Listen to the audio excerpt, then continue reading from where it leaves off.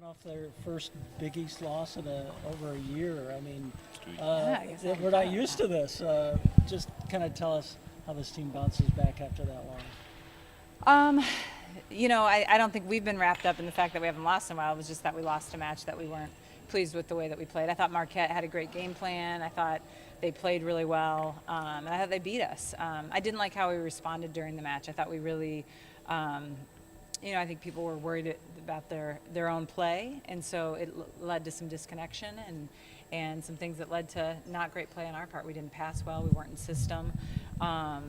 But with that said, I think, a loss right now can be a good thing if we use it that way. And I really liked how we responded on Friday night against DePaul. I thought we played a great match and played really clean and really got back to who we were. I mean, we really we almost threw the scouting report away against DePaul and really focused on ourselves. And so that was really good to see. It seems like you've said a couple times this year, I didn't like the way they responded during the match. Now, this team's responded really well the next day. Yeah, which causes problems in the long term, right? Right. So, but how have you, what takeaways have you kind of pulled from those matches? And I guess what do you want to see just from a general standpoint of them getting better when it's not going their way? I thought we kind of lost ourselves against Marquette. I thought we became predictable. Well, first of all, we were out of system. We passed a 1-9, and we passed a 2-4 the next night. So, again, those numbers might not mean a lot to a lot of people, but for us, that dictates a lot of what we're going to be able to do offensively. So our passing and our defense was not all that good. And then I thought that led to some tentative play. So what we have to be able to do in a match is, A, get in system, which is easier said than done, but more importantly, stay aggressive with the things that we're doing. That can be made in the switch. You can take risks with what you're doing, both from a setting standpoint and from an offensive standpoint, taking some risks and doing some things.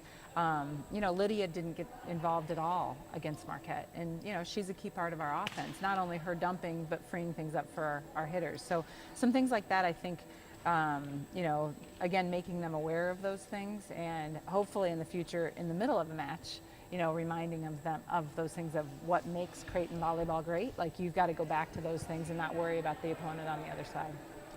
So how does the Big East Conference race now look with you and Marquette? I mean, you got to stay focused on the title still.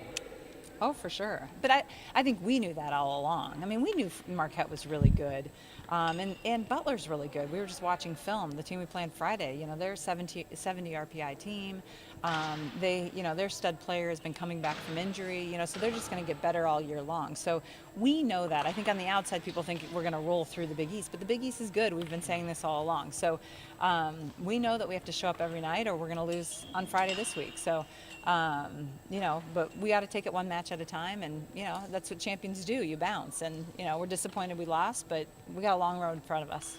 About just coming back home, how much does that help kind of get yourselves into routine and get back into a rhythm a little bit? It's always fun to be at home, and this is midterms. Last week was a short week. You could see the stress. This will be a stressful week for them. So I almost think Friday night will be a reward for getting through midterms. So it's always fun to play in front of our home crowd. We're excited to be back at home. Is there anything to, like, you can just correct me if I'm wrong, but, like, there might be a notion of, like, you guys brought back so many players that put a lot on tape last year that teams just have a better handle of what they do well. And in off-season, yes, everyone got better and tried new things, but it's still tough to, like, reinvent their wheel, so to speak. Yeah. Does that all factor in? Not to this. I mean, you guys have done well to this point, but just as you look ahead, can you? Will you try to do things differently, or how much does that play into it? Well, I think we're always, as a coach and staff, you're trying to think of new patterns to run and things along those lines. So yeah, we have those discussions. I think they have, people have a familiarity. In the Big East, the players are going to be familiar with us. The coaches are always going to be familiar because we can watch so much film of this year that even if you have new players, you're going to know, but the players remember players. So I think they'll have a familiarity with us that, might be advantageous to them, just as we know some of their players. But your point's well taken on adding new things, and we do have those discussions of, new patterns or new sets or new tempos or things along those lines. Friday night, I know you've already won your 300th game, but they're going to honor you Friday night. I did not know that. Yes. I'd prefer us not to do that. I'm sorry, we're gonna hopefully eliminate that. just take us back this long road that you've had, going back to the Venardi gym and what you've built here and what that means.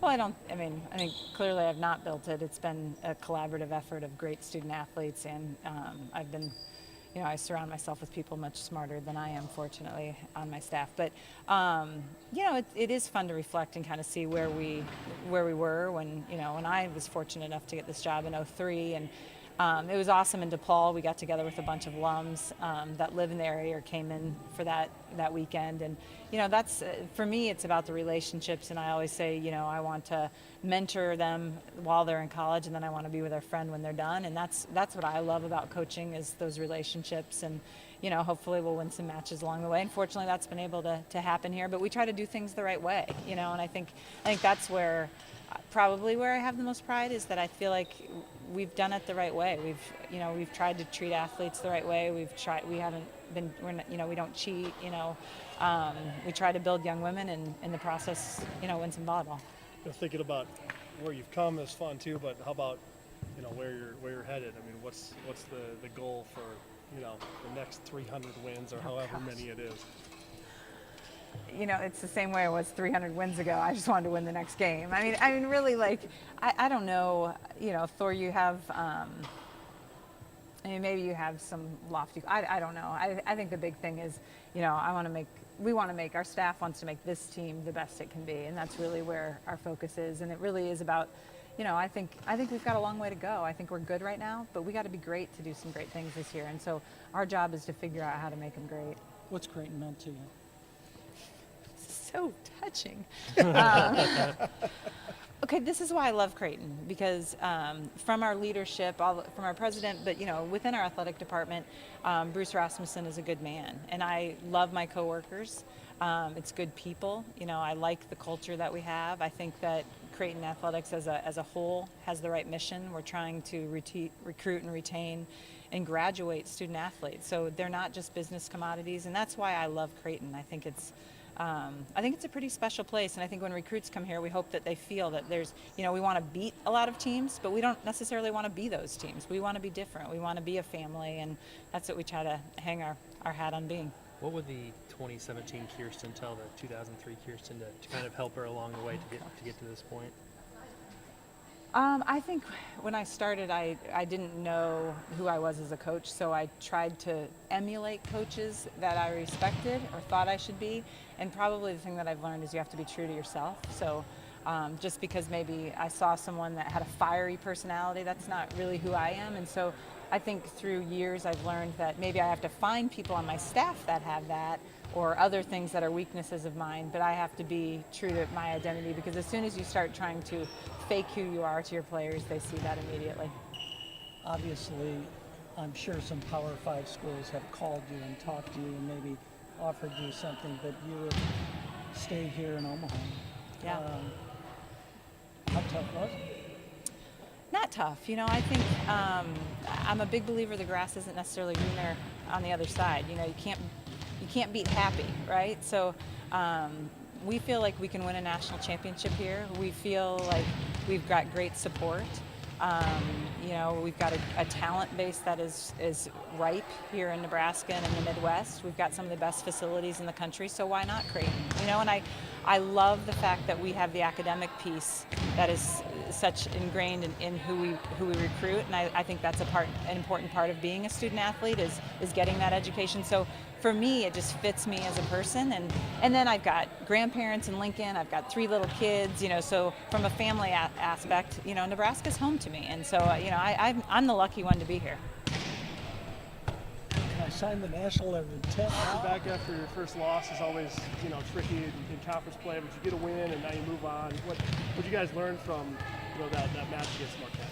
I think we just learned a lot about ourselves, and that we need to focus on more of our side of things and not focus on what the other team is doing.